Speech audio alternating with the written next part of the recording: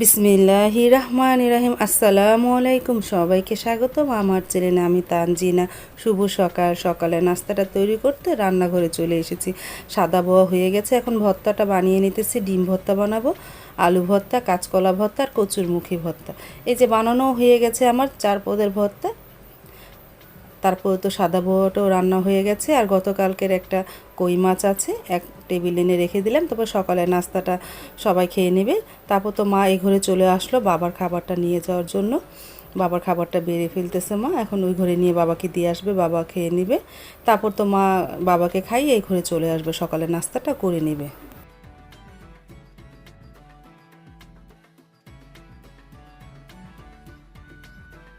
তারপর তো সকালের নাস্তাটা করে নিতেছে, মা বসেছে, আমার হাজব্যান্ড বসেছে, চাও বানিয়েছি, আমি খেতে বসে পড়বো।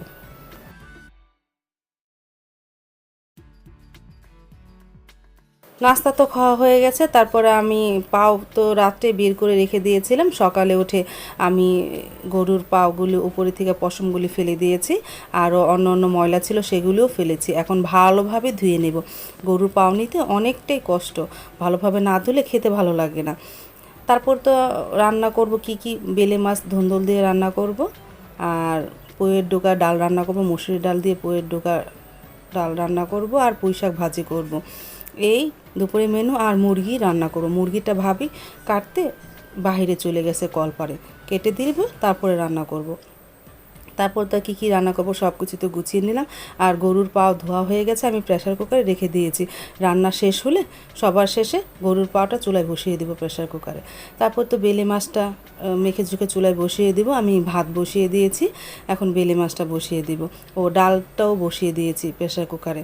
ডাল আর ভাত হচ্ছে, মানে 2-3টা সিসুলে নামিয়ে রাখবো।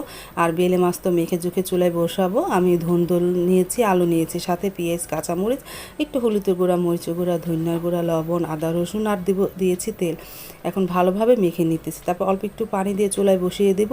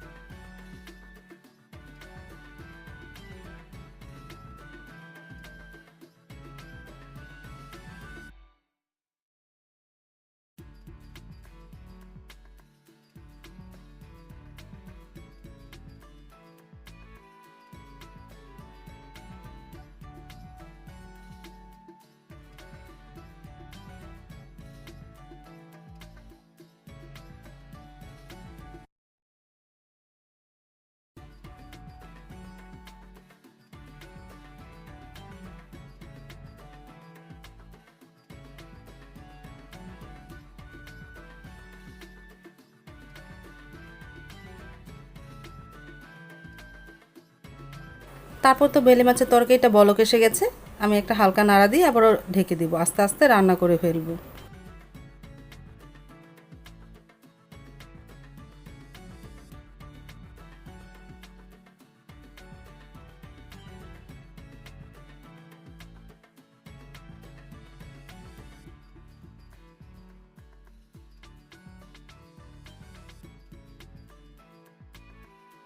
এই যে বেলে মাছের তরকারিটা প্রায় হয়ে গেছে, আঠালো ঝোল হয়ে গেছে, আমি এখনই নামিয়ে ফেলবো।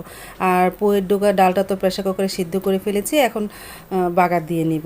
দেখো পুয়ের ডোগাটাও সিদ্ধ হয়ে গেছে, ডালটা তো সিদ্ধ হয়েছে।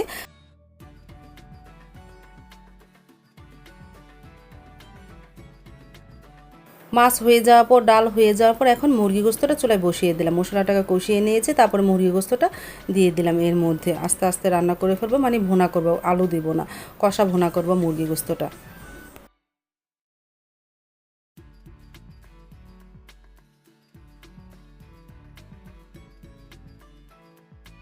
আর পুঁই শাকটাও বাগার দিয়ে ফেলেছি, আমি একটু পরে নামিয়ে ফেলবো।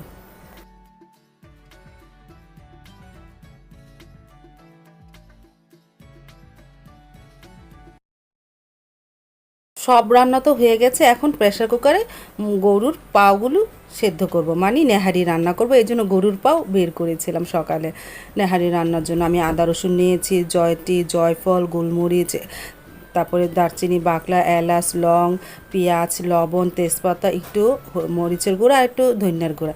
এই যে আমি প্রেসার কুকারে সব মশলা একসাথে এখন দিয়ে দিব, দিয়ে তারপরে হাত দিয়ে ভালোভাবে মিক্সড করে নিব। আর পানিটা দিয়েছি আর লবণ পরিমাণ একটু কম দিয়েছি, লবণ দেখে আবারও দেওয়া যাবে। এখন সব কিছু ময় মশলা এর সাথে মিশিয়ে নিব, তারপরে প্রেশার কুকারে বসিয়ে দেবো। 2-3টা সিস হলে নামিয়ে রাখবো।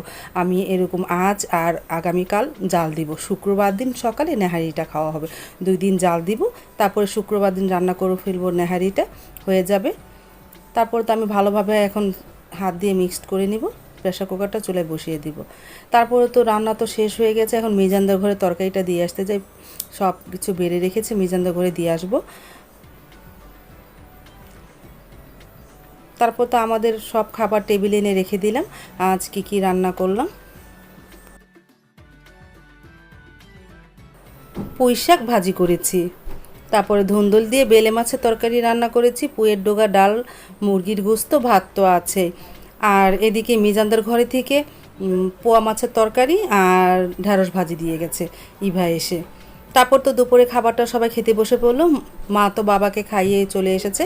এখন সারামণির বাবা, আমার শাশুড়ি মা খেতে বসে পড়েছে। আমরাও খেতে বসে পড়বো একটু পরে।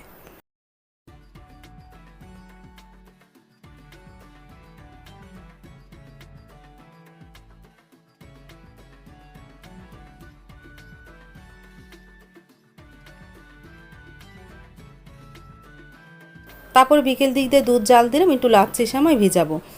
আর এদিকে হঠাৎ করে বাহিরে বৃষ্টি হচ্ছে। আজ সারাদিন কম বেশি একটু গুড়ি গুড়ি পড়েছে, কিন্তু বিকেল দিক দিয়ে একটু জোরে নেমেছে হালকা। এই যে বৃষ্টি নেমেছে, কিন্তু অত জোরে না, হালকা।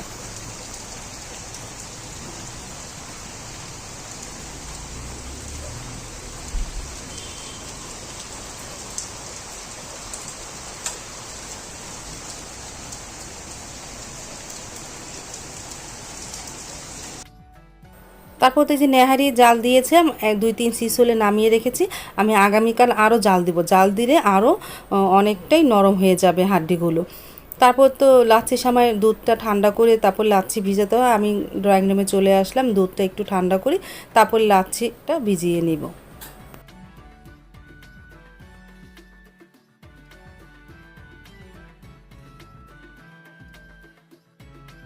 দুধের মধ্যে লাচ্ছির সেমাইগুলি দিয়ে দিয়েছি, একটা হালকা নাড়া দিলাম, এখন রেখে দিব। তারপরে আস্তে আস্তে সেমাইটা ভিজবে, পরে খাবো। তারপর তো আমি একটু বাহির বের হলাম। সেদিন তো ঢ্যাঁড়স গাছে অনেক, মানে কয়েকটা ঢ্যাঁড়স গাছে ঢ্যাঁড়স দেখেছি। এই 2 দিনে আনিনি, মনে করলাম আজ ছিঁড়ে আনি, ভর্তা খাবো না। ছিঁড়তে গেলাম সেই ঢ্যাঁড়সগুলো।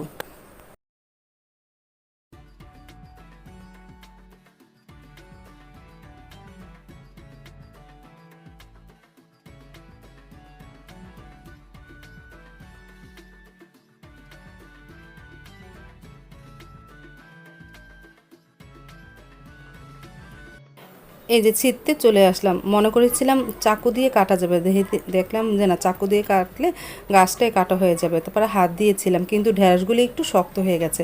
আমার আরও 2 দিন আগে ছিলে ভালো হতো। তারপরে কোনো অসুবিধা নেই, এই ঢ্যাঁড়সগুলো ভর্তা খেতে ভালো লাগবে। বাতি ঢ্যাঁড়স প্রেশার কুকারে সিদ্ধ করলে নরম হয়ে যাবে, সেটা শুকনো মরিচ দিয়ে, পেঁয়াজ, কাঁচামরিচ, শুকনো মরিচ আর পেঁয়াজ দিয়ে ভর্তা বানালে খেতে ভালোই লাগবে। এই জন্য মনে করলাম যা ছিঁড়িয়ে নিয়ে যায়, ভর্তা খাবো না।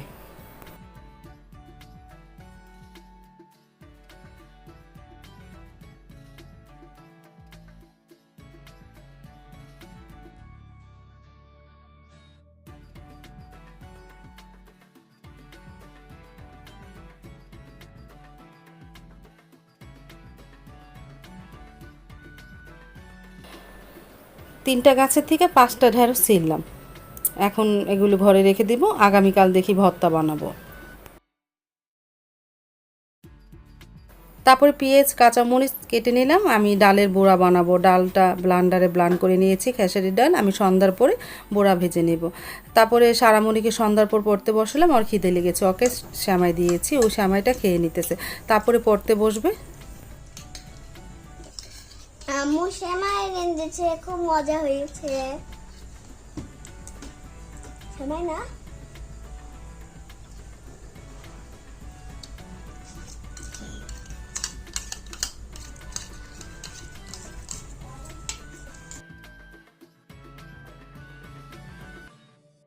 তারপর তো সন্ধ্যার পরে আমার হাজব্যান্ড চলে আসলো, আমি তো সারামণিকে পড়তে বসেছি, তখনই চলে আসলো।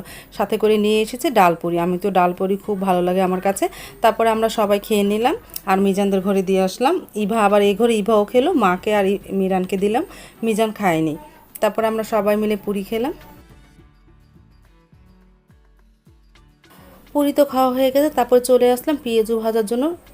ডালের পেঁয়াজু, খেসারি ডালের। আমি তো ডালটা রেডি করে রেখেছিলাম, সাথে একটু হলুদের গুঁড়া, মরিচের গুঁড়া, ধনিয়ার গুঁড়া, লবণ দিয়ে ভালোভাবে মেখে নিয়েছি ডালটা। তারপরে তো তেলের মধ্যে ছেড়ে দিল আর পেঁয়াজুগুলো আমার হাজব্যান্ড ভাজলো। আমার হাতটা তো কেটে গেছে, এই জন্য আমি ধরলাম না, ধরলেই জলে। তারপরে আমার হাজব্যান্ড এই পেঁয়াজুগুলো ভেজে দিল, আমরা সবাই মিলে খেলাম।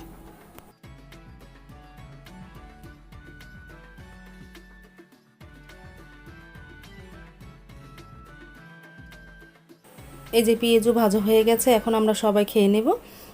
মাশাল্লাহ ভালোই লেগেছে, মচমচ হয়েছে পেঁয়াজুগুলো। আর মিজানদের ঘরেও দিয়ে আসলাম পেঁয়াজু।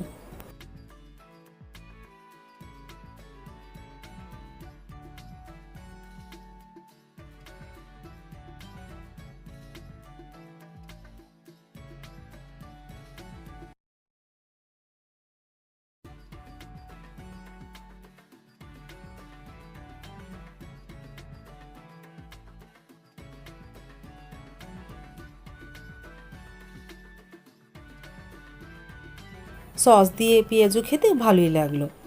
আজ তাহলে এই পর্যন্ত। তোমাদের যদি আমার ভিডিওটা ভালো লাগে অবশ্যই একটা লাইক দিবে আর সাবস্ক্রাইব করবে। সাবস্ক্রাইবের সাথে থাকা বেল বাটনে ক্লিক করবে, যখন ভিডিও আপলোড দিব তোমরা সাথে সাথে দেখতে পারবা। আজ তাহলে এই পর্যন্ত। আল্লাহ হাফেজ, আসসালামু আলাইকুম।